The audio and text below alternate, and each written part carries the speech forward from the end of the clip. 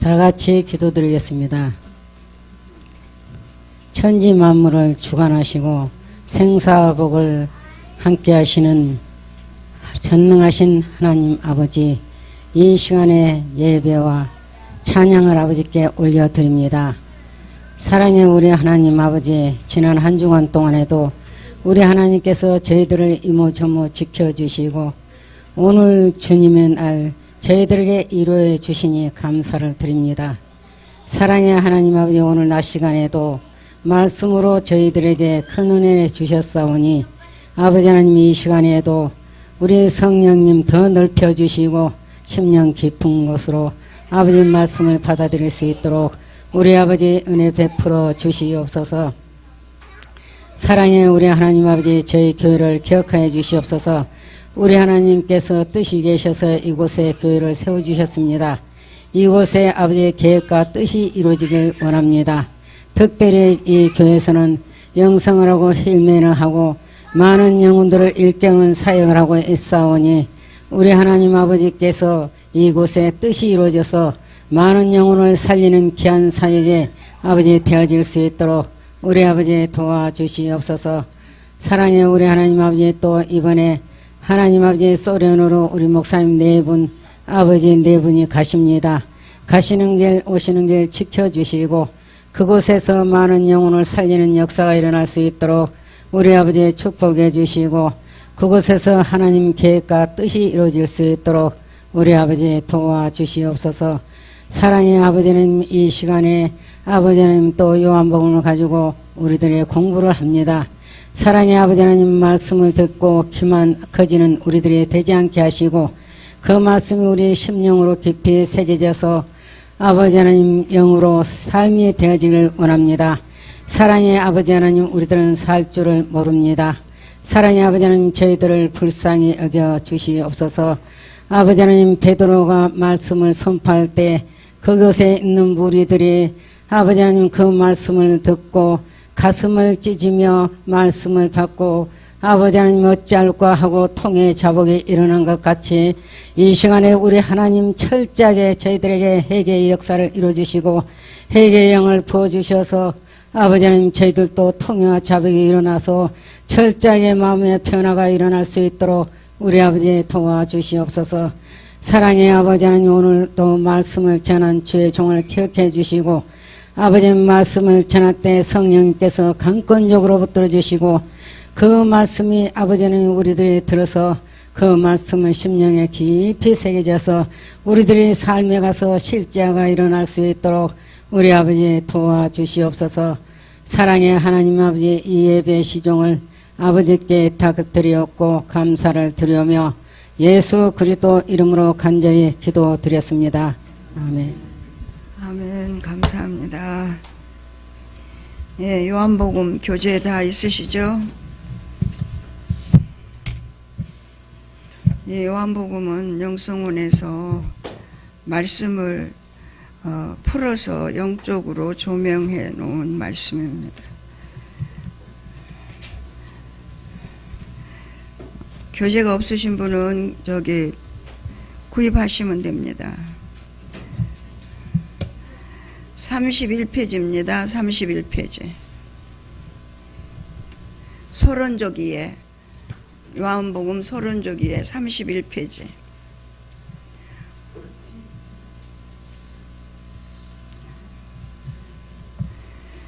어, 31페이지. 부활사건이 임박했음을 알리는 5가지 신호. 맞죠, 여러분? 거기 다 적어 놓으셨나요? 아니에요? 36페이지예요. 목사님, 나도 31페이지 해놨는데.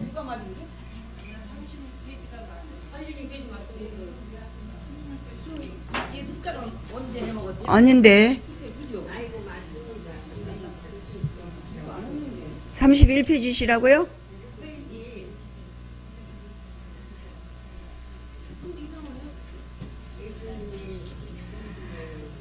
이거 1달락 안 했나요? 1달락하고 이거 들어간 거 아닌가요? 여러분 빨리 얘기해 주세요. 마지막 때 끝났다고 때 내가 딱 표시를 해놨는데 이게 36이 맞거든요. 36이 맞아요. 그럼 36이에요 그러면? 예, 36이 맞답니다.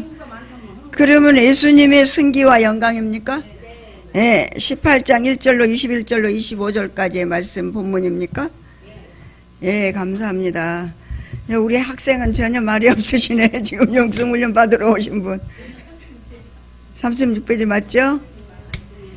네, 죄송합니다 권사님.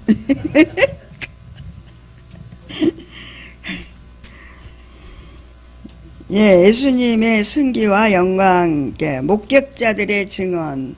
성경 사복음서는 우리가 보면은 마태, 마가, 누가, 요한은 다 그들은 목격자들의 증인이고, 또 누가는 들은 자의 증인, 그러니까 예수를 만난 분들의 그 증거를 듣고 또 증언하신 분. 그래서 끝까지 그가 누가복음을 기록도 하고, 어떻게 보면은 사도 바울이 그 연약한 몸을 숭배할 때까지 보살핀 분이 누가다. 그러니까 증언을 듣고도 끝까지 순종하는 사람도 있고요. 예수님을 만났음에도 불구하고 예수님을 부인한 사람도 있고. 그러니까 이거는 아버지가 하시는 일이지 않겠는가. 그래서 여기서 예수님의 승기와 영광을 요한복음 18장 1절로 22절로 21절로 25절까지를 바탕으로 해서 말씀합니다. 목격자들의 증언이 나옵니다.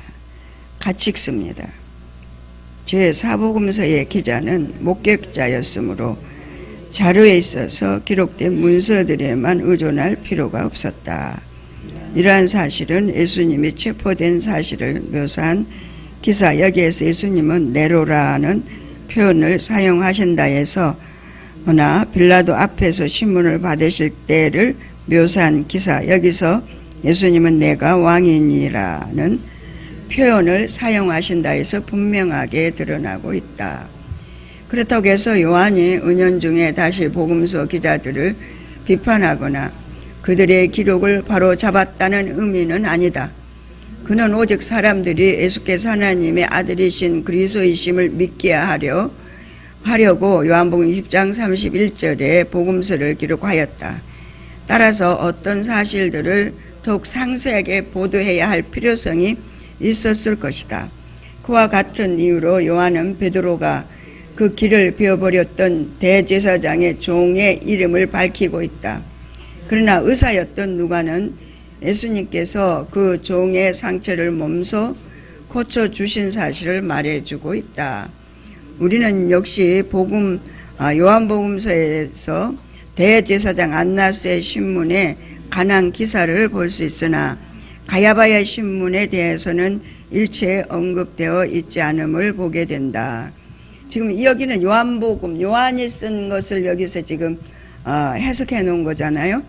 그러니까 요한의 예수님의 증언이 사복음서에서 요한이 이제 별도로 자기가 하나님 사랑을 전한 게 아니라 모든 사람이 통일한 그런 하나님 예수 그리스도를 증거한 증인들이었지만 그 중에서도 하나님의 그 말씀을 더 깊이 또 오래 또 끝까지 주님을 따른 십자가에 못 박이면서 형벌 받을 때까지 따라가신 그 요한이 기록한 요한복음이기 때문에 더 우리는 깊이 와서 닿을 줄로 믿습니다. 그러니까 예수님을 여러 사람이 여러 각도로 증거할 수 있겠죠. 사람마다 다 달라요. 성령은 하나지만 하나님도 한 분이시지만 사람의 그 성향에 따르고 배운 거에 따르고 또 처해 있는 그 환경에 따라서 그 성령이 하신 일을 접한 부분에선 각자 다를 수 있습니다. 그러나 여기에서 누구는 통일성이 있어야 된다. 성령이 하신 일, 하나님이 하신 일은 통일성이 있어야 된다. 그러니까 요한이 지금 요한복음을 기록할 때 마태, 마가, 누가를 갖다가 배제하는 얘기가 아니란 얘기예요.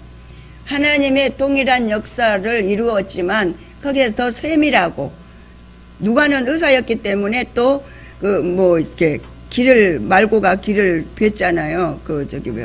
병사들의. 그래서 그 길을 누가 붙여줬다고 그랬어요. 근데 이제 다른 사람들은 기록이 안 됐는데 누가에는 기록이 돼 있다고 여기에서 요한이 얘기를 하고 있습니다. 왜? 그러니까 칼을 쓰는 자는 칼로 망한다고 예수님 하시면서 말고가 그 길을 이렇게 뵌 것들을 얘기할 때 그것을 누가는 뭐라고 얘기했냐면 자기가 그걸 기록했다는 거예요. 누가복음서에. 그러니까 여기에서 요한이 분명하게 하나님이 말씀하신 걸 증거하는데 그렇다고 해서 요한이 은연중에 다른 복음서에 기자들을 비판하거나 그들의 기록을 바로잡았다는 의미는 아니다라는 걸 여기서 우리는 이 지금 예수님의 목격자들이 증언해서 그 핵심을 알아야 된다는 거예요. 우리가 각자 다를 수가 있다. 그러나 성령께서 하시는 일은 하나다. 그는 오직 사람들이 예수께서 하나님의 아들이신 그리스도임을 믿게 하려고 어떤 방법으로든지 예수 그리스도를 구세주요 메시아로 믿게 하는 방법을 그들이 증거했다. 거기에서 자기도 거기에 합당한 복음을 전하는 것이다 라는 것을 여기서 얘기를 하고 있다는 겁니다. 그러면서 더욱더 상세하게 보도할 필요성이 있었다는 것이에요. 그러니까 그들이 보지 못한 거 요한은 볼 수가 있었다는 거예요. 왜 그러냐면 예수님이 십자가에서 운명할 때 마리아하고 같이 있었던 분은 사도 요한밖에 없었기 때문에. 근데 이 말씀 속에서 그런 얘기를 하진 않았지만 그러니까 이들과 다른 복음을 전하는 게 아니다라고 하는 걸 얘기를 하고 있습니다. 그러면서 그와 같은 이유로 요한은 베드로가 그의 길을 버렸던 대제사장의 종의 이름을 밝히고 있다고 그랬어요. 그러나 의사였던 누가는 예수님께서 그 종의 상처를 몸소 고쳐주신 사실을 말해주고 있다. 우리는 역시 요한복음서에서 대제사장 안나스의 신문에 관한 기사를 볼 수 있으나 가야바의 신문에 대해서는 일체 언급이 되어 있지 않음을 보게 된다. 그러니까 다른 복음서에 기록되지 않은 것도 여기는 기록이 되어 있는 것을 보게 된다라는 것을 얘기합니다. 그리고 두 번째, 빌라도의 역할이 있습니다. 같이 읽어요. 요한은 빌라도가 예수님을 신문한 사실에 관하여 많은 것을 기록하고 있다. 빌라도의 역할을 생각함에 있어서 우리는 유대인들이 더럽힘을 받지 않으려고 총독 간저, 즉 관정 밖에 서 있었다는 사실을 염두에 둬야 한다. 따라서 빌라도는 예수님을 신문할 때는 건물 안에 있었으나 유대인들에게 말하기를 위해서는 여러 번 그 건물 바깥으로 나왔던 것이다. 그래서 우리는 빌라도가 율법에 충실한 유대인들 때문에 밖으로 나오는 것을 읽어볼 수 있다. 그러니까 빌라도가 밖으로 나올 때마다 새로운 국면이 펼쳐졌다. 18장 33절과 19장 9절을 보면 빌라도가 안으로 들어가는 것을 볼 수 있다. 처음에 빌라도는 유대인이 예수님을 신문하도록 함으로써 자신을 거기에 빠져나오고자 했다. 그 빌라도는 예수님께서 아무 죄를 찾을 수 없었는데도 예수님을 바라바와 함께 사면시킬 후보자로 제시하였다. 백성들이 바나바를 놓아줄 것을 요구하므로 예수님을 놓아주려는 기도가 실패로 돌아가자 빌라도는 예수님에게 가시멜류관을 씌우고 자색 옷을 입혀 조롱함으로써 동정심을 일으키고자 했다. 그러나 오히려 빌라도를 고소하겠다는 유대인들의 이협이 있자 드디어 그는 군중들에게 굴복하고 예수님에게 심판을 선언하였다. 그러니까 빌라도가 이렇게 자기가 그 일을 하려고 했던 것은 아니었지만 군중들의 유대인들의 그들의 지도자들의 그 소요를 생각해서 빌라도는 어쩔 수 없는 심판을 하게 되었다. 우리가 이제 여기 말씀 속에서 우리는 이제 우리 자신도 그럴 때가 너무 많아요. 사람들 눈치 보는 것도 많고. 저는 그렇습니다. 저를 얘기해야죠. 목사님이 한번 이렇게 주보에 나왔다. 목사님 한번 얘기했다. 그러면 나한테 좀 의견이 안 맞을 수도 있어요. 우리는 똑같지 않다니까요. 하나님 한 분, 성령 한 분이지만 각자 생각이 다를 수 있어요. 저거 이렇게 좀 했으면 좋겠고 저렇게 좀 했으면 좋겠다. 그렇지만 담임 목사님을 세우셨으니까 할렐루야. 실수를 하든 뭘 하든 그냥 무조건 아멘, 간구하면 아멘이에요. 아멘이에요. 예, 그래야지 이렇고 저렇고 얘기하면은 괜히 그냥 내가 안 봐줘. 내가 안 봐줘. 무슨 얘기인지 아세요? 남의 실수만 봐줘. 그게 이제 사람 되면은 조금 더 이제 예민해집니다. 혹시 그 사람이 실수를 했을지라도 또 못 들었을 수도 있어요. 그럴지라도 그냥 아멘 하고 그냥 있어요. 때가 되면 하나님 하실 거니까. 근데 저가 이제 그런 얘기를 했어요. 우리가 예수 그리스도를 구주로 영접하고 구원받은 백성은 어디 누구 앞에 살고 있어요? 하나님 앞에 살고 있잖아요. 그쵸? 그래서 하나님 앞에 살으니까 우리는 막말은 전혀 못해.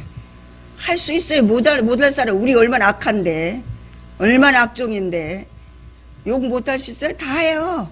쌍소리 다 할 수 있어요. 왜? 누가 있어요? 우리 속에 몇천 마리씩 들어있잖아. 그들이 나 몰라, 나 모르지 하고 깍꿍하고 숨어 있다는 거잖아. 우리 속에 악한 것 다 들어있어요. 근데 그걸 하나씩 처리하면서 여기까지 왔잖아요. 그러면 이 인식 속에 나는 막말은 안 하고 살아야 된다는 그게 우리가 예수 그리스도를 믿고 남부터는 있잖아요. 그쵸? 예. 그리고 앞에 절대 얘기하지 말아야겠다는 거. 제가 이런 일을 너무 많이 해가지고 매년 혼난 거 10년 혼났잖아요. 목사님 이거 이랬습니다. 저랬습니다. 이거 그런 거잖아요. 실수하면 내가 실수했지. 내가 실수했냐 이건데 뭐.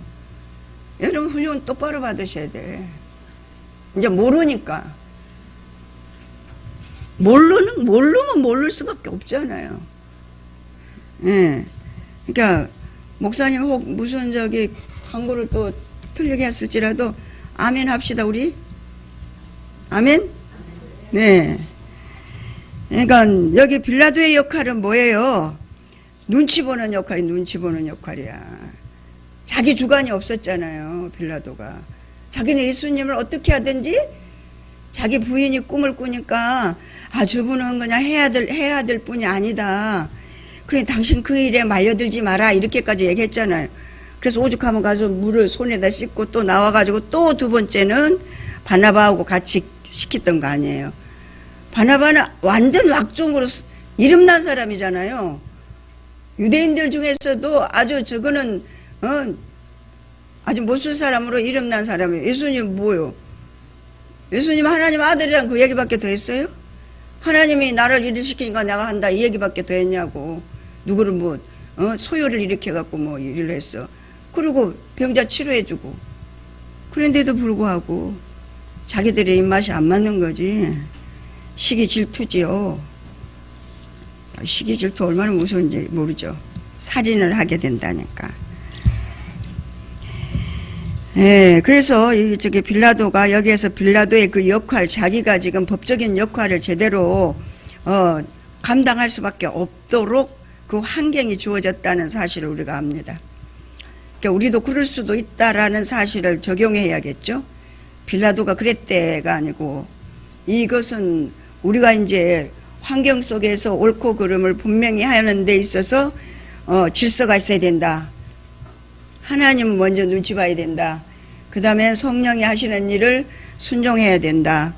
그 다음에 세운 지도자를 100% 순종해야 된다. 실수를 해도 순종해야 된다. 아멘? 네, 그래야지 하나님의 교회는 든든히 세워져 갈 줄로 믿습니다.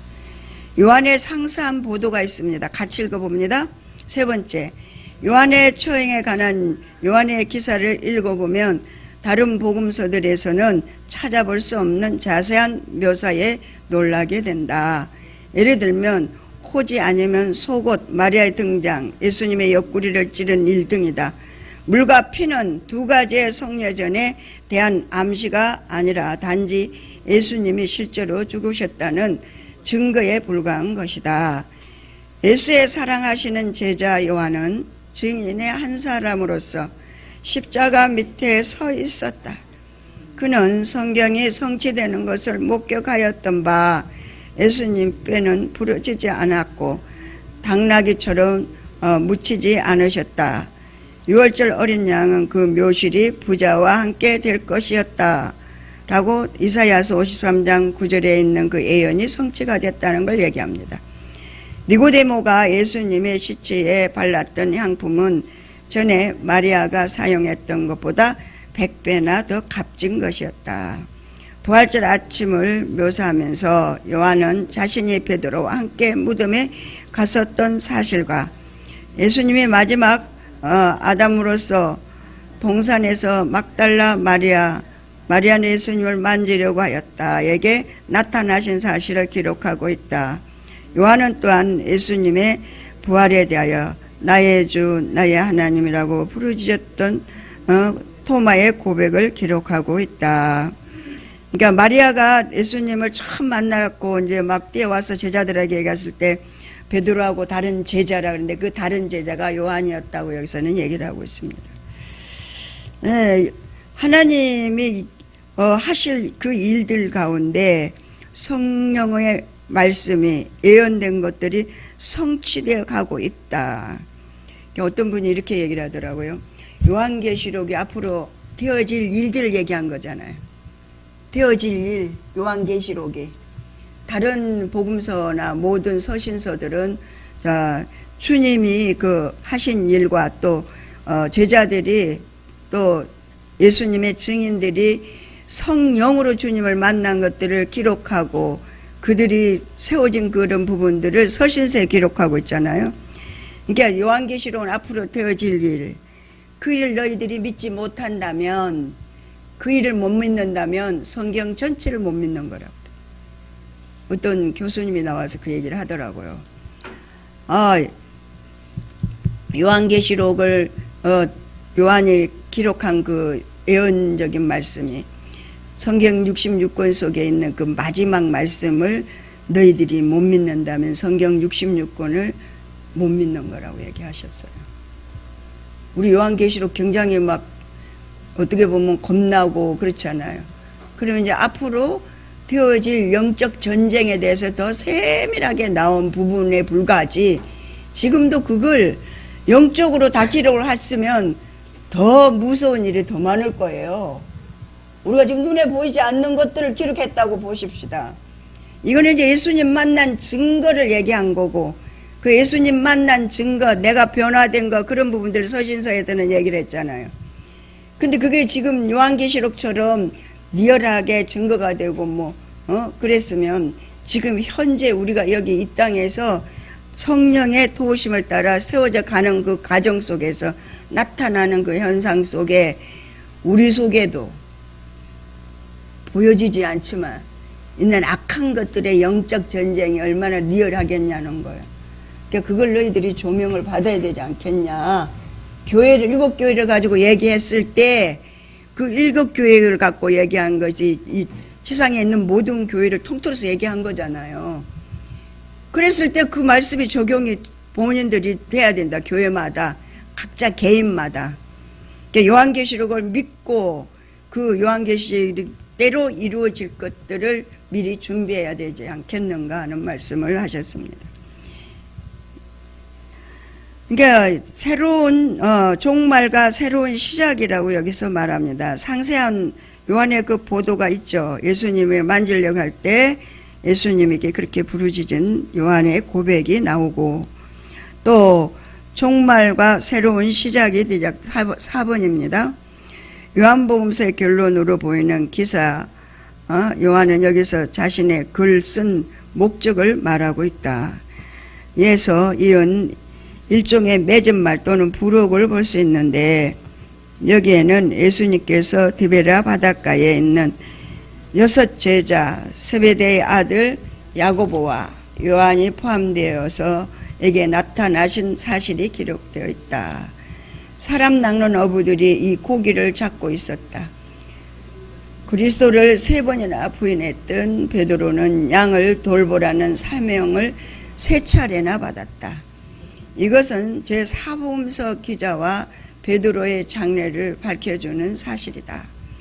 이렇듯 예수님의 구속사역과 후대의 교회 역사 사이의 관계는 분명하게 드러난다. 이 모든 사실들은 실제적인 목적을 위하여 기록된 것인 바 사람들이 요한의 증거를 믿도록 하는 데 있다. 예수님을 따랐던 자들은 요한에 대하여 우리는 그의 증거가 참인 줄 아노라 라고 요한복음 21장 24절에 고백하고 있다라고 말씀하고 있습니다. 그래서 이제 부활하신 주님을 만난 것을 증거한 증언에 대해서 여기서 말씀을 했습니다.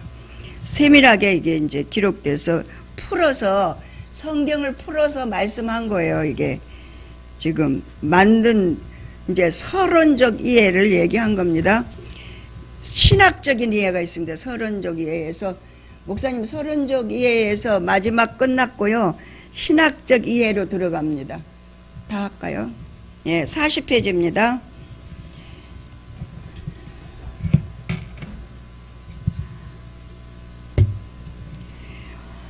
신학적 이해에서 그리스도시요 하나님의 아들이신 예수. 요한복음 신학적 이해입니다. 신학적 이해라는 성경을 연구해 가지고 말씀을 토대로 기록한 걸 얘기한 겁니다. 그리스도시요 하나님의 아들이신 예수를 얘기합니다. 같이 읽어봅니다. 복음서의 서막에 우리는 곧바로 요한의 메시지의 핵심 부분에 이르게 된다. 여기서 요한은 심오한 비밀을 선포한다. 태초에 말씀이 계시니라.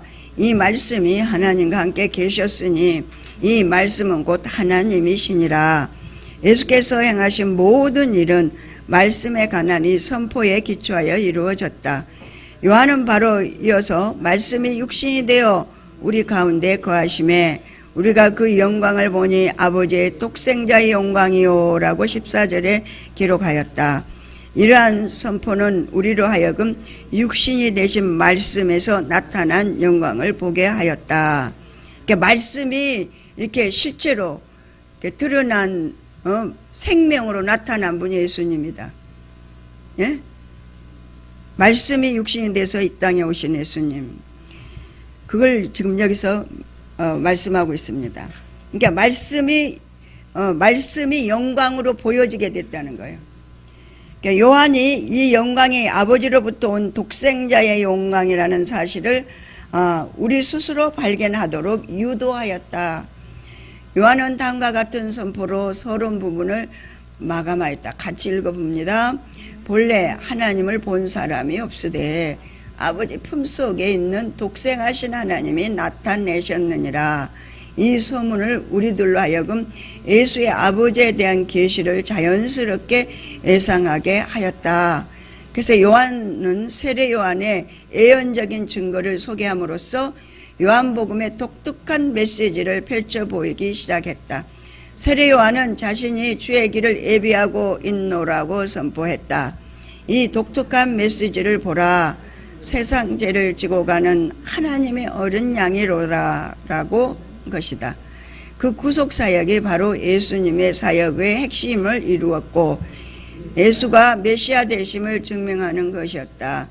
요한은 세례 요한의 사역의 주된 목적을 그 다음과 같은 선포를 인용함으로써 설명하였다. 나를 보내어 물로 세례를 주라 하신 그이가 나에게 말씀하시되 성령이 내려서 누구 이에든지 머무는 것을 보거든 그가 곧 성령으로 세례를 주는 인 줄 알라 하셨기에 내가 보고 그가 하나님의 아들이심을 증거하였노라 하니라. 이렇게 요한복음 1장 33절로 34절에 세례 요한에 대해서 얘기하고 있습니다. 그러니까 예수께서 하나님의 어린 양 되심, 그 위에 성령의 강림하심, 성령으로 세례를 주신 사실들이 함께 어울려 기록됨은 요한이 독특한 메시지의 일면이 되는 예수의 구속 사역을 뜻깊게 보여준 것이었다. 예수께서 요한의 설교하는 현장에 나타나 안드레와 만나는데 이때에 안드레와 그 동료들이 예수를 보고는 메시아를 발견하였다고 믿게 되었다. 이때부터 요한은 예수의 증인들의 증거를 기록하였다. 예수께서 하나님의 아들이시라는 요한의 독특한 메시지와 함께 예수께서 나는 하나님의 아들이라고 하였다는 이유로 신성모독죄를 범하였다는 유대인들의 고소가 있었다. 이러한 유대인들의 고소로 인하여 예수께서 빌라도 앞에서 신문을 받게 되었다.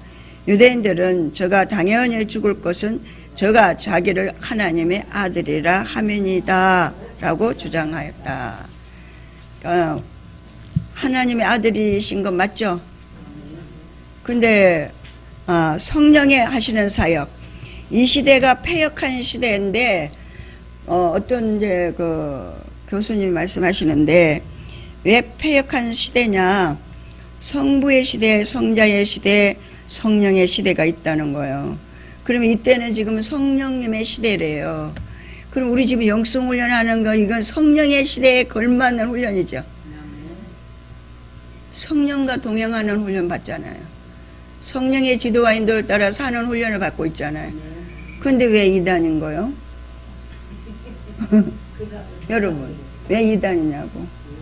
지금 성령의 시대에서 그에 합당한 하나님의 일을 하고 있는데 그 예수님 잡아 죽인 거랑 똑같은 거예요, 여러분.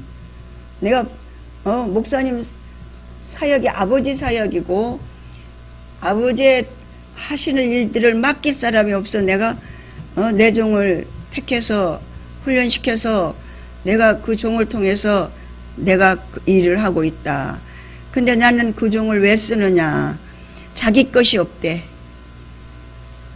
목사님 매냥 배운 것이 없다, 가진 것이 없다, 신발 매냥 물 발가락 튀어나오고 못 먹고 걸어다니고 막 그 간증이요 목사님이 하는 거 아니에요. 할렐루야. 16년 동안 그 간증이 그렇게 하나님 만든 거예요. 그러니까 손 3번 들었다니까 목사님. 부시리가 들으라고 해서 2번만 들어도 내가 3번째 들길래 손 잡아 당겼어.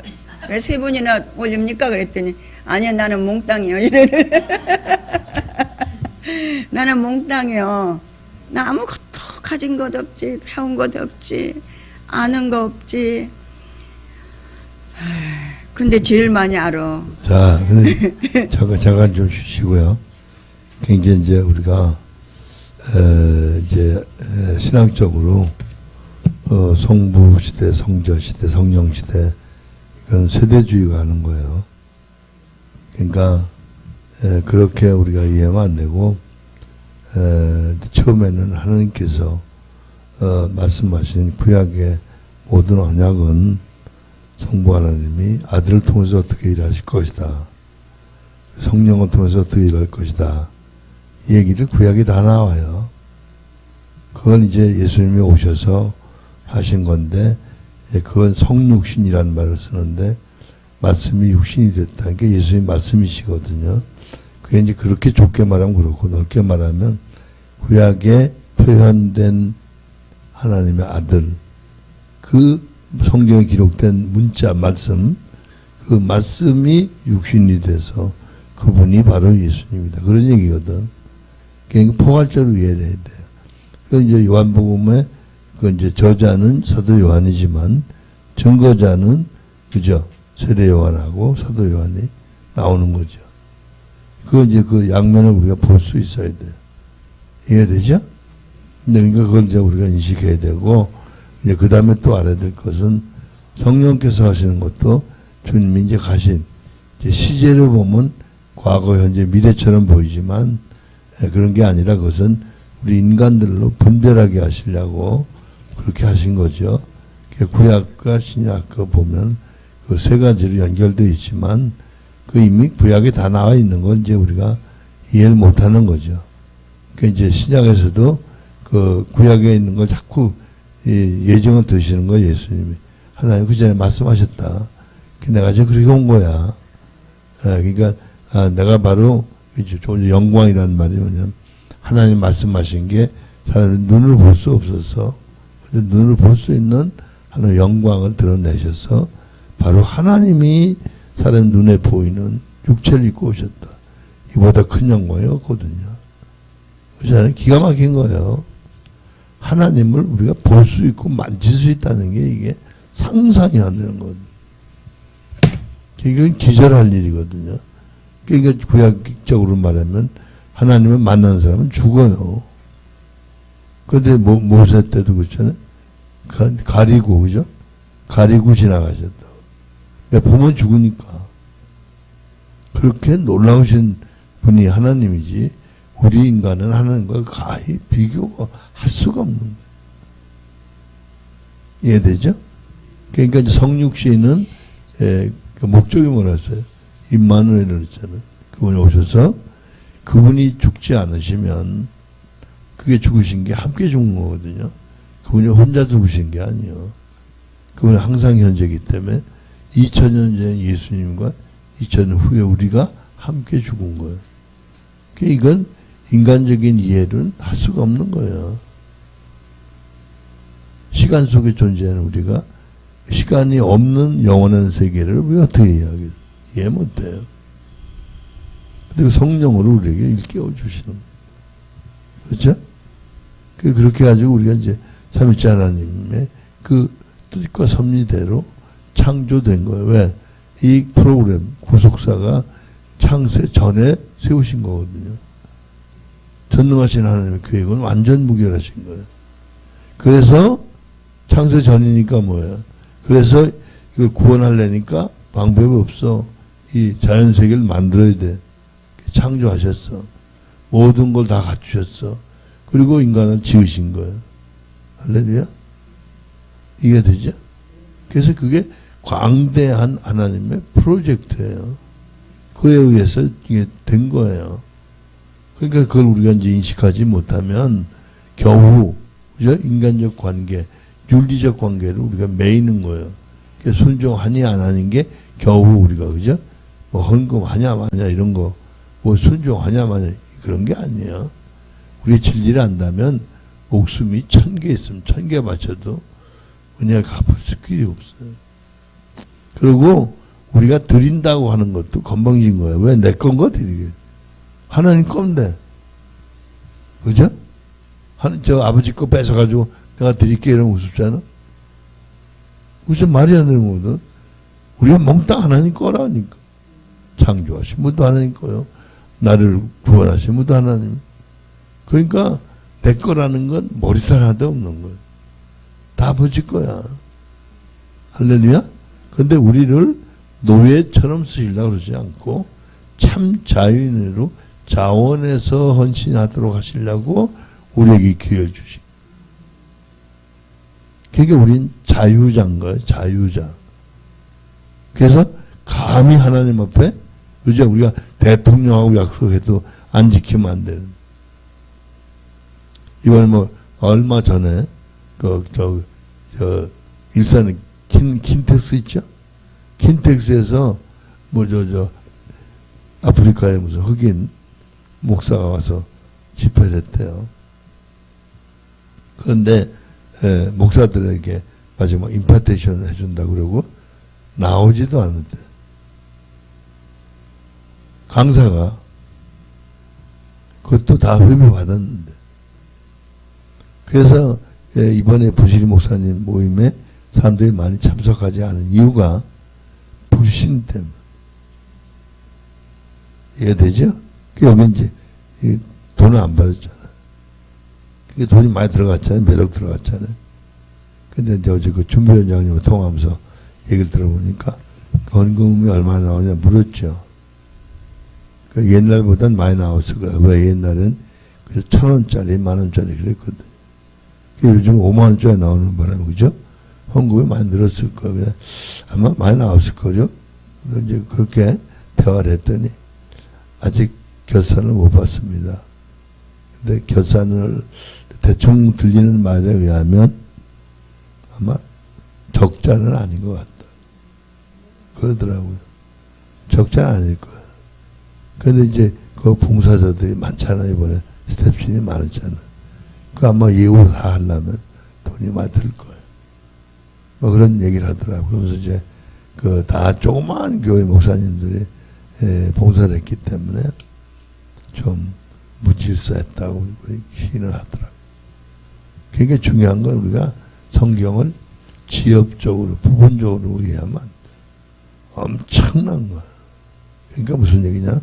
99.99%가 삼위치 하나를 다 이뤄놓으신 것, 우리는 겨우 순종하는 척하는 0.0001% 순종하는 것처럼 하는데 하나님 그 영광을 나타내서 우리가 변케 만들. 할렐루야. 그러니까 제가 그러잖아요. 안 미치면 비정. 하나님께 미쳐야 된다는 정신 이상이라는 말이 아니에요. 그죠? 사람들 왜 남녀가 사랑한다 미치잖아요. 그죠? 누구 말 따라 뭐 집을 나가서라도 살잖아. 평생 부모하고 의존하면서도 사는 사람 있잖아. 그죠? 그 사랑이란 미명 밑에. 그만큼 참 사랑이 대단하잖아요. 그죠? 그런 거예요. 그러니까 아까 누가 아침에 설교 중에 예활되는데 그 아이가 그 진흙탕에 빠졌거나 똥통에 빠졌으면 다른 사람이 다 더럽다고 가까이 안 간다. 근데 아빠나 엄마는 상관하지 않아. 왜? 더러워도 내 자식이. 이게 다르다는 거야. 하나님은 우리를 그 이상 사랑하셔. 할렐루야. 그러니까 우리의 죄된 것까지 다 사랑하셔서 다듬어 주셔. 그러니까 우리가 감격하는 거죠. 그러니까 무조건 사랑하고 순종하는 거예요. 할렐루야. 어떤 분인지 아니까. 모르니까 순종. 아까 우리 김무선 권사님 가시면서 그 상담하고 가시면서 아니 그 목사님 좀 4년 산다는 거 얘기 그만하시라. 그 얘기는 죽는 게 문제가 아니고요. 어떻게 살아야 참 산다는 걸 얘기하려고 그 얘기가. 사는 게 문제가 아니에요. 바르게 사는 게 문제. 할렐루야? 아시겠죠? 우리가 밥 먹고 왔다 갔다 하는 사는 게 아니에요. 하나님 뜻대로 살아야 사는 거예요. 할렐루야. 아시겠죠? 네, 신학적 이해입니다. 지금 신학은 성경을 토대로 해서 이해를 시키는 영성적인 복음이란 얘기를 하는 거예요. 그래서 목사님이 지금 설명한 거예요. 자기 자신을 계시하신 예수님을 여기서 말씀하고 있습니다. 같이 읽어봅니다. 요한은 아울러 자기 자신을 계시하신 예수를 소개하는 데 큰 관심을 보였다. 예수께서 자신을 인자라고 여러 번 언급한 데서 이러한 사실이 분명해진다. 나다나엘과의 대화에서 예수는 나다나엘의 믿음을 세워주어 당신은 하나님의 아들이시오라고 소리치게 하였다. 예수께서 진실로 너에게 이르노니 하늘이 열리고 하나님의 사자들이 인자 위에 오르락 내리락 하는 것을 보리라는 말씀으로 대화를 마감하셨다. 그리고 니고데모와의 대화에서는 하늘에서 내려온 자 곧 인자 외에는 하늘로 올라간 자가 없느니라. 모세가 광야에서 뱀을 든 것 같이 인자도 들려야 하리니 이는 저를 믿는 자마다 영생을 얻게 하려 하심이니라 라고 요한복음 3장 13절로 15절의 말씀을 인용했습니다. 말씀으로 예수께서 결론을 내리셨다. 이러한 주장을 통하여 예수께서 니고데모로 하여금 그에게 말씀하시는 자의 신격을 인정할 수 있게 하였다.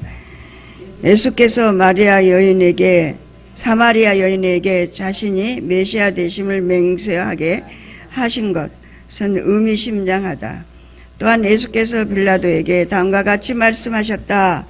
내 나라는 이 세상에 속한 것이 아니라 만일 내 나라가 이 세상에 속한 것이었다면 내 종들이 싸워 나로 유대인들에게 넘기지 않게 하였으리라. 이제 내 나라는 여기에 속한 것이 아니니라. 예수께서는 이러한 말씀을 가지고 자신이 메시아 되신다는 주장을 뒷받침하였다.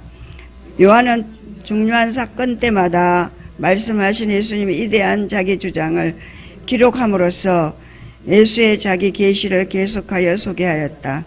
5,000명을 먹이신 때에 예수께서 내가 곧 생명의 떡이니라고 말씀하셨다. 따라서 누구든지 그리스도 안에서 자신의 영적인 깊은 굶주림과 갈함을 완전히 채울 수 있다. 예수께서 또한 나는 세상의 빛이니 나를 따르는 자는 어둠에 다니지 아니하고 생명의 빛을 얻으리라고 말씀하셨다. 나는 부활이요 생명이니 내가 곧 길이요 진리요 생명이니 내가 참 포도나무요 너희가 내 안에 거하고 내 말이 너희 안에 거하면 무엇이든지 원하는 대로 구하라. 그러하면 이루리라. 그 말씀하셨습니다. 그러니까 자기 자신을 계시하시는 하나님. 말씀 속에서 계속 예수님은 이 말씀의 인용구절 속에 예수님은 자신을 드러내시면서 메시아로 증거하신 것들을 보게 됩니다.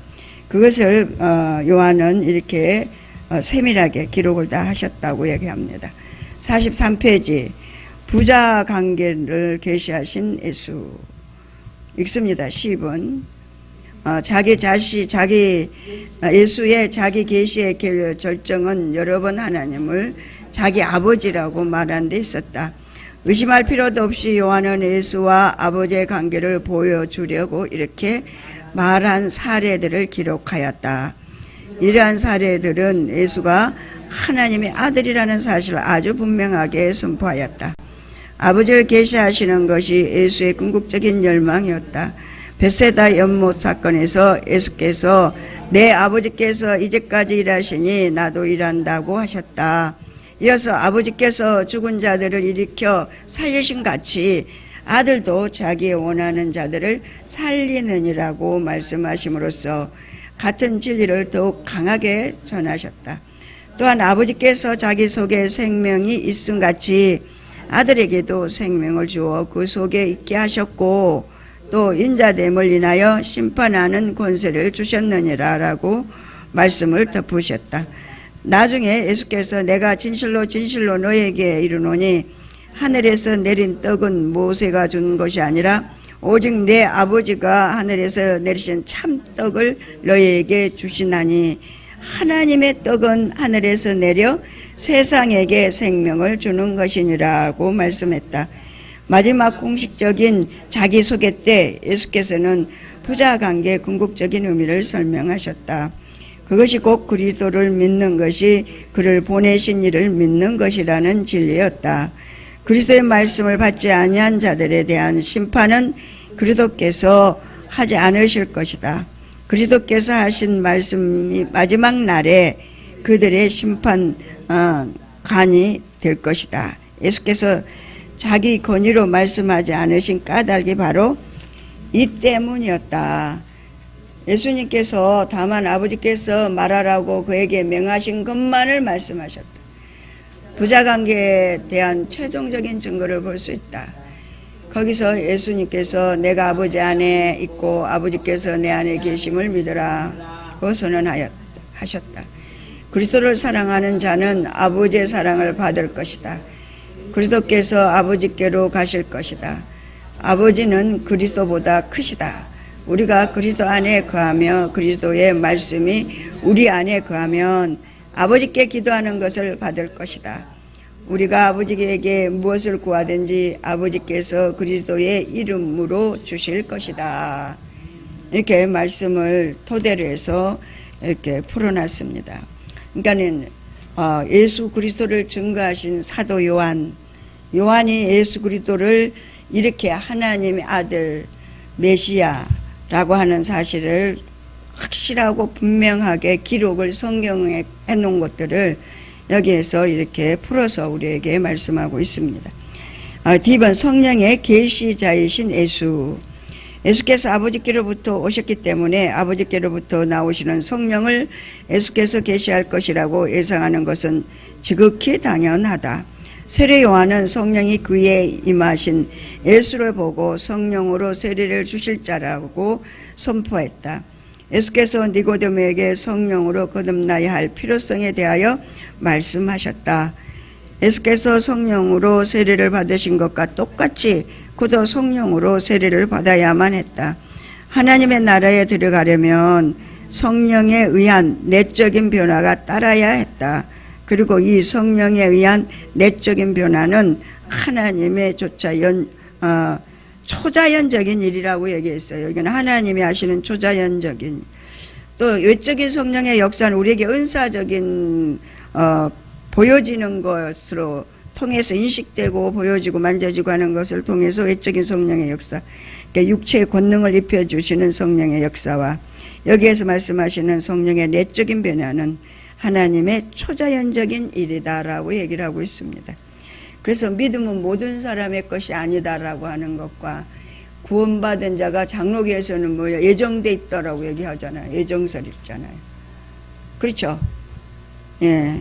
거기에서 이렇게 우리가 하나님이 하시는 일들, 또 예수님이 하신 일, 또 그 예수 그리스도께서 하신 일들을 증거하신 사도 요한을 여기서 우리가 볼 수가 있습니다.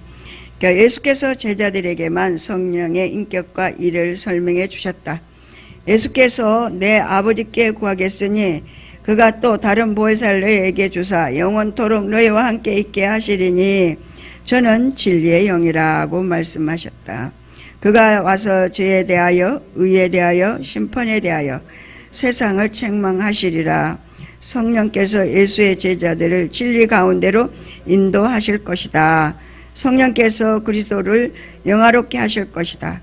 결론적으로 요한의 증거는 예수께서 자신과 아버지와 성령을 계시하신 분이라는 사실을 분명히 보여주었다. 예수께서 하늘의 지극히 거룩한 것에서 오신 목적은 성부와 성자와 성령 곧 삼위일체 하나님의 본질을 우리에게 계시하기 위함이었다. 성부, 성자, 성령, 삼위일체 하나님, 여러분 어떻게 기도를 하세요? 성부 하나님만 기도하세요? 성자, 성령, 삼위일체 하나님이 함께 하신다. 그러니까 우리가 이제 성령께서 기도시킬 때 성부, 성자, 성령, 삼위일체 하나님, 우리와 더불어 먹고 마시며 동고동락하시는 성령 하나님을 의지합니다. 저는 이제 그렇게 기도해요. 서두 기도가, 방언도 그렇게 기도하고 들어가고, 그거는 제가 하려고 해서 그런 게 아니라 어느 한순간 그 기도로 하나님이 이끌어 주셔서 모든 기도의 서두는 십자가로 기도를 들어가게 되는 그런 훈련을 하나님이 성령께서 강권적으로 시켜주셨습니다. 여러분 각자에게도 하나님이 그렇게 일깨워 주실 줄로 믿습니다. 2번, 믿음의 의미. 요한이 밝힌 요한복음에서는 또 하나의 독특한 메시지가 있다. 그것은 믿음의 의미이다. 요한이 오직 이것을 기록함은 너희로 예수께서 하나님의 아들 그리스도이심을 믿게 하려 함이요 또 너희로 믿고 그 이름을 힘입어 생명을 얻게 하려 함이니라고 기록했는데, 여기서 그는 세 가지 믿음 측면을 설명하였다. 첫째, 믿음의 기초 또는 근거요. 첫째 믿음은. 둘째는 믿음의 핵심이신 하나님의 아들 그리스도시요. 세 번째는 믿음의 결과인 생명이다. 우리는 믿음의 근거 두 가지를 발견하지 못하고는 요한복음을 깊이 이해할 수 없을 것이다. 첫 번째는 근거가 뭐요? 하나님 아버지 아들 예수 그리스도. 할렐루야. 예. 그리고 두 번째 믿음의 핵심이신 하나님의 아들이신 그리스도. 세 번째는 믿음의 결과인 생명을 분유해 주시는 하나님의 진리의 영, 생명을 얘기합니다. 우리는 믿음의 근거를 두고 가지는 두 가지를 발견하지 못하고는 요한복음을 깊이 이해할 수가 없을 것이다. 그러니까 믿음의 두 가지 근거를 가지고, 이게 지금 이제 목사님이 설명해 놓은 거예요. 그리고 첫 번째는 믿음의 근거의 핵심을 각 개인이 그리스도와 인격적인 체험을 하는 것이다 라고 얘기하고 있습니다. 첫 번째, 믿음의 근거, 믿음의 기초, 근거. 그리고 두 번째는 예수께서 행하사 그 영광을 보여주신 표적이다. 육신이 되사 우리 가운데 거하신 말씀에 관한 매우 포괄적인 진술을 한 서문에서 요한은 이 둘 중 첫 번째 것을 생각을 집중시켰다. 이 진술은 우리로 하여금 말씀과 가장 인격적이고 친밀하게 접촉할 수 있게 해주었다. 그러니까 말씀이 육신이 돼서 이 땅에 오신 그 주님을 만나지 않으면, 그 믿음의 그 인격적으로 체험이 없으면 그리스도 예수의 생명을 우리는 누릴 수가 없다. 그래서 이 체험적인 것들이 인격적이고 친밀하게 접촉할 수 있게 해주었다라고 여기서 얘기하고 있습니다. 이 체험을 발전시켜 요한은 우리가 그 영광을 보니 아버지의 독생자의 영광이요 14절에 말했고, 요한뿐만 아니라 육신이 된 말씀이 증거한 모든 사람들이 그 영광을 보았다. 구체적으로 말하면 12제자를 뜻하지만 그 외에도 그리스도의 말씀을 듣고 그의 크신 일들을 보고 그리고 그와 인격적인 관계를 가졌던 무리들이 포함된다. 그러니까 먼저 그리스도의 말씀을 듣고 또 그 일을 보고 인격적인 관계를 가지고 이 모든 체험이 예수를 아버지의 독생자로 믿는 믿음의 근거가 되었다. 그래서 믿고 듣고 보고 만지고 그런 체험을 통해서 그것이 증거로 나타나야 된다. 이를 입증하는 방법으로서 요한은 또한 세례 요한의 증거를 먼저 소개했다고 이렇게 얘기하고 있습니다. 이 증거의 핵심은 예수의 영원한 선제에 입각한 신성이었다. 요한은 여기에다가 의미 있는 체험적인 설명을 다음과 같이 덧붙였다. 세례 요한이 아니고 이 요한복음을 기록한 요한이 지금 얘기한 것을 말합니다. 우리가 다 그의 충만한 데서 받으니 은혜에 은혜로라. 이와 같이 믿음의 근거를 중심 내용으로 다룬 최초의 진술에서 우리는 믿음의 핵심이 인격적인 체험이라는 사실을 배운다. 세례 요한의 제자들이 예수를 메시아라고 믿을 수 있었던 것은 바로 이 예수와의 인격적인 체험이었다. 그러니까 세례 요한을 따라다니던 제자들이 예수님의 제자가 많이 됐잖아요. 그러니까 예수님의 행한 일들을 보고 이분은 하나님 아들이구나 하는 걸 믿게 되었다라고 얘기합니다. 그러니까 우리가 영성훈련을 여기서 훈련을 제대로 잘 받는다면 성령의 지도와 인도를 따라서 성령의 음성을 따라 인격적인 교제를 하는 데서 나타나는 나.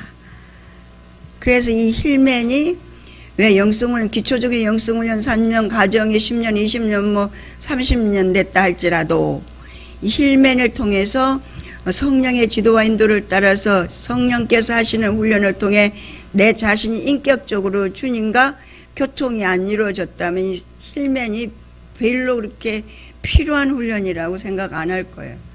근데 하나님과 인격적인 관계를 갖게 되고 이제 사람 되신 분들은 이 힐맨은 정말 필요한 훈련이다 라고 스스로 고백들 다 하고 계시죠. 그렇죠? 야, 기막히지 않으세요? 남이 나를 봐주는 것도 굉장히 예민하고 또 깊은 거 속까지는 못 보잖아요. 끝에 드러난 것만 보지 남은. 그런데 하나님의 빛비춤으로 내가 나를 본다는 거, 이건 힐맨밖에 없어요, 여러분. 할렐루야. 그거는 주님이 만지니까 내가 봐지는 거요. 삐뚤어진 거, 잘못된 거, 드러내는 거, 자기 세우는 거, 자기의 에로스한 거. 여러분, 사람 됐는데도 자기가 에로스한지 모르고 하는 거 들어있더라고요, 보니까. 보이더라고요. 자기를 드러내려고요. 있더라고요. 그거 골라내야 되겠더라고요. 그래서 50%라고 얘기하시는 것 같아요, 목사님. 성숙 50%. 네, 두 번째 단은 이와 같이 요한복음의 앞부분에서 묘사된 사건들의 체험 중심의 기록은 기독교 신앙에 할 나위 없이 충분한 근거를 입증해 주고 있다. 바로 이러한 체험으로 말미암아 사마리아 사람들이 우물가의 여인에게 이제 우리가 믿는 것은 내 말을 인함이 아니니 이는 우리가 친히 듣고 그가 참으로 세상의 구주신 줄 알미니라. 처음에는 우물가 여인이 증거했어요. 야, 너네들 좀 와서 봐라. 내가 선지자를 만났다. 그리고 왔어요.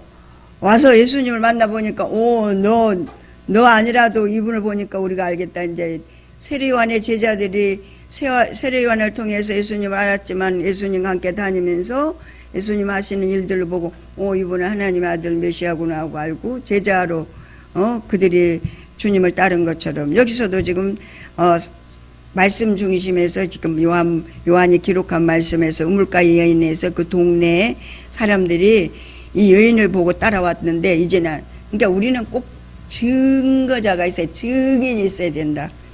증인이 필요하다. 할렐루야. 그 증인이 꼭 필요한데 그 증인으로 쓰임받는 사람은 하나님의 나라를 확장시켜가는 하나님의 사람들인 줄로 믿습니다. 우리 증거하라고 미국까지 러시아까지 막 몸도 불편하지만 주님이 우리를 하나님의 일꾼으로 일을 맡기시는 줄로 믿습니다.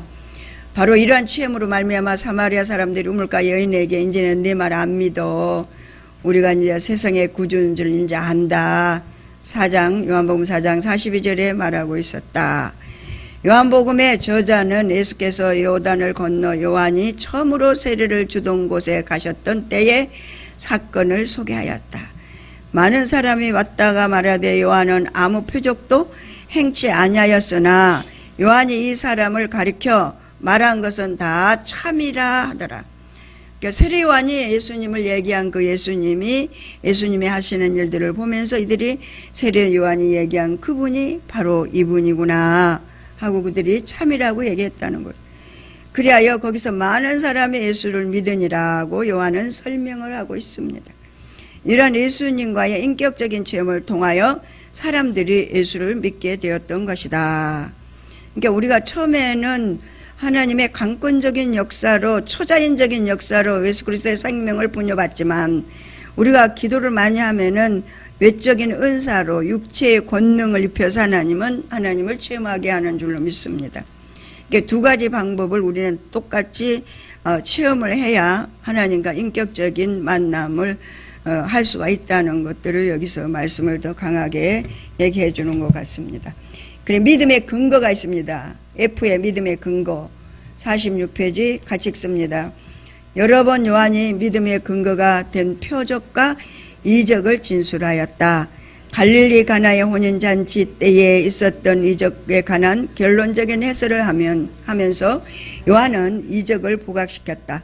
요한은 예수께서 이 처음 표적을 갈릴리 가나에서 행하여 그 영광을 나타내심에 제자들이 그를 믿으니라고 했다. 이 믿음은 어떤 믿음이에요? 가나안 포도 은사적인 믿음이잖아요. 표적을 보고 믿었잖아요.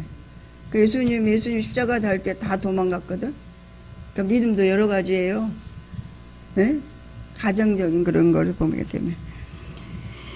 그러면서 여기서 표적이 세메이온이라는 표적인 말은 이적의 의미를 밝혀주는 가장 확실한 말이다. 이적들은 하나님의 권위를 나타내는 표적들이었으며 목적이 있는 것이었다. 특별한 경우에 그 이적들은 그리스도의 신성과 영광에 대한 증명서였다. 이적을 행함으로써 예수께서 자신의 영광을 나타내었다. 그러므로 제자들은 그리스도를 믿는 믿음의 기초를 바로 이 이적에 세웠다. 이 설명에 나오네요. 믿음의 기초는 이적을 통해서 세워진대요. 할렐루야. 그러니까 은사를 부정하면 안 되겠죠. 은사 꼭 필요합니다. 예. 이적과 기적을 통해서 병을 치료받는 걸 통해서 귀신을 쫓는 걸 통해서 하나님 그게 필요한 거예요. 외적인 성령의 역사, 육체의 권능을 통해서 기초적인 믿음을 주신다고 여기서 지금 기록하고 있습니다. 그래서 표적에 기초를 둔 믿음의 효력은 나면서 소경된 사람을 고친 사건에서 철저한 시험 대상이 되었다. 눈을 뜬 그 사람은 이적이 일어났다는 사실을 너무도 자신 있게 믿을 수 있었다. 바리새인들이 이 표적의 의미를 거절하려고 했지만 이 사람이 하나님께로부터 오지 아니하였으면 아무 일도 할 수 없으리다라고 한 소경의 결론을 부정할 수 없었다. 예수께서 바리새인들에게 결론적으로 말씀하신 곳에서 예수께서 행하신 이적에 근거한 믿음의 타당성이 뚜렷하게 드러났다.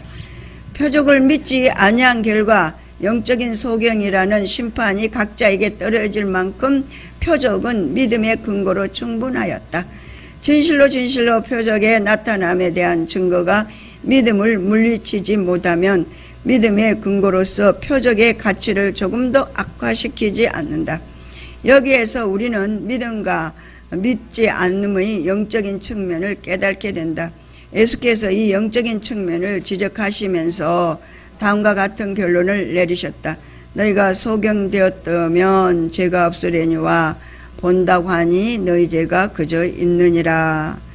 보고도 못 믿는 그런 사람들을 향해서 말씀하신 말씀이 여기서 41절에 나오고 있습니다. 요한은 예수께서 공적인 사역에 대한 진술을 다음과 같은 예언적인 말로 마감하였다. 이렇게 많은 표적을 저희 앞에서 행하셨으나 저를 믿지 아니하니, 요한은 이어 불신앙 속에 숨어있는 영적인 의미를 묘사한 이사야의 말을 인용하였다. 저희 눈은 멀게 하시고 저희 마음은 완고하게 하셨으니 이는 저희로 하여금 눈으로 보고 마음으로 깨닫고 돌이켜 내게 고침을 받지 못하게 하려 함이니이다 라고 결론적으로 그들이 표적의 의미를 거부했지만 그것이 조금 더 표적의 가치를 약화시키지 못하였다는 것을 보아야 한다.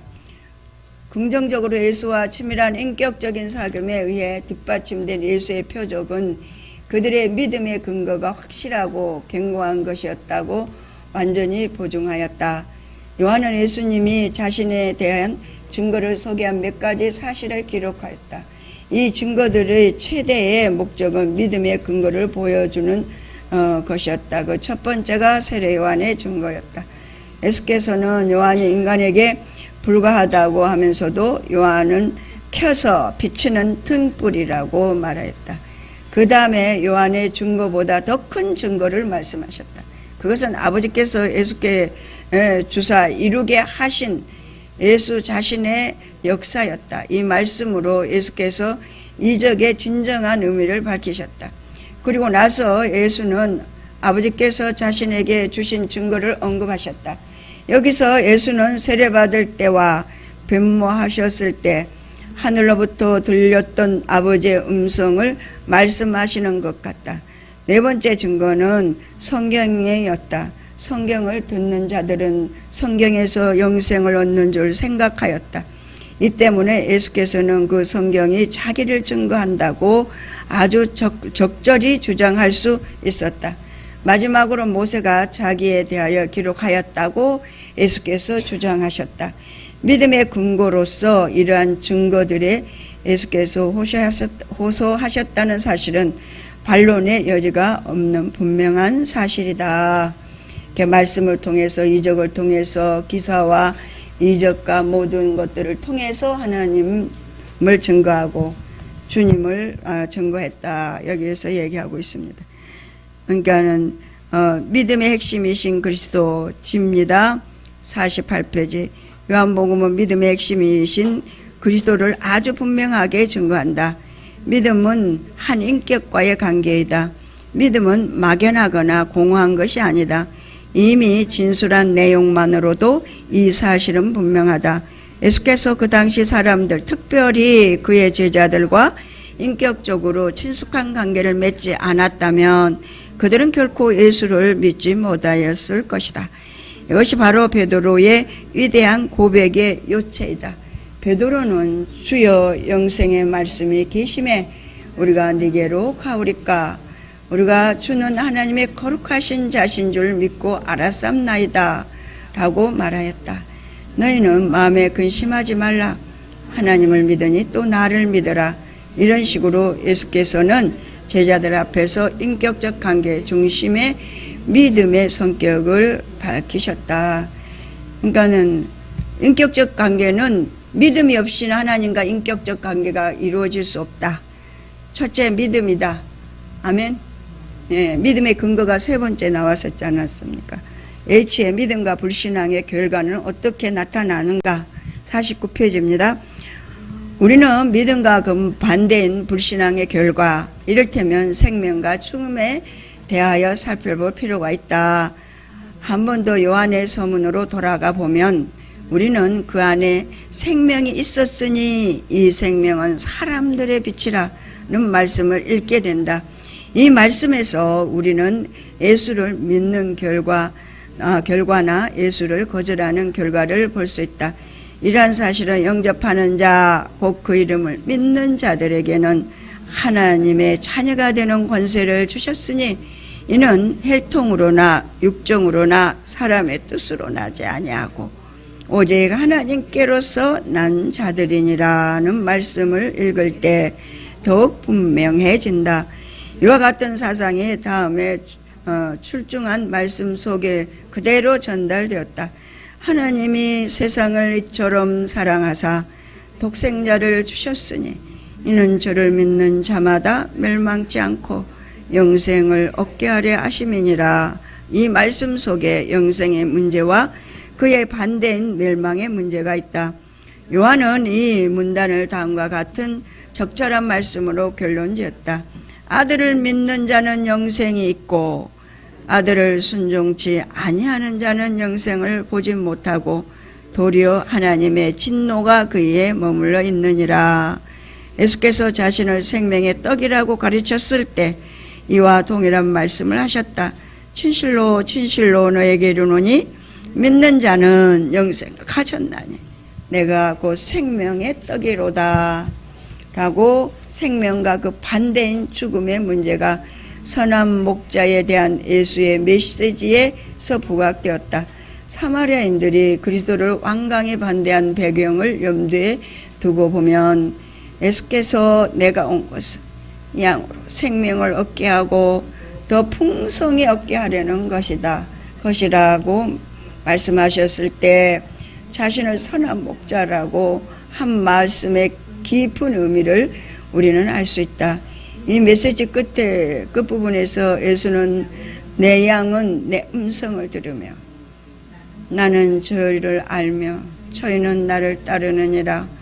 내가 저희에게 영생을 주노니 영원히 멸망치 아니할 터이요 또 저희를 내 손에서 빼앗을 자가 없느니라. 곧 덧붙여 말씀하셨다. 나사로가 죽었을 때 예수께서 다음과 같은 말씀으로써 믿음의 가장 엄숙한 결과를 보여주시며 마르다의 믿음을 요구하셨다. 나는 부활이요 생명이니 나를 믿는 자는 죽어도 살겠고 무릇 살아서 나를 믿는 자는 영원히 죽지 아니하리니 이것을 네가 믿느냐? 라고 마르다에게 믿음을 요구하셨던 예수님의 말씀을 우리는 볼 수 있습니다. 그래 믿음의 근거, 믿음의 핵심, 믿음의 결과를 포함한 믿음의 의미를 이상과 같이 간단히 소개한 것과 더불어 다음에 요한의 목적 있는 말은 가장 큰 의미를 가진다. 오직 이것을 기록함은 너희로 예수께서 하나님의 아들 그리스도이심을 믿게 하려 함이요 또 너희로 믿고 그 이름을 힘입어 생명을 얻게 하려 함이니라. 게 요한이 말씀한 증거입니다. 그러니까 요한복음 지금 이렇게 우리가 신학적인 말씀을 토대로 그리스도 예수를 증거한 요한의 그 증거가 우리의 증거가 돼야 되지 않을까 하는 말씀입니다. 찬송 하나 부르고 주기도문으로 마칩니다.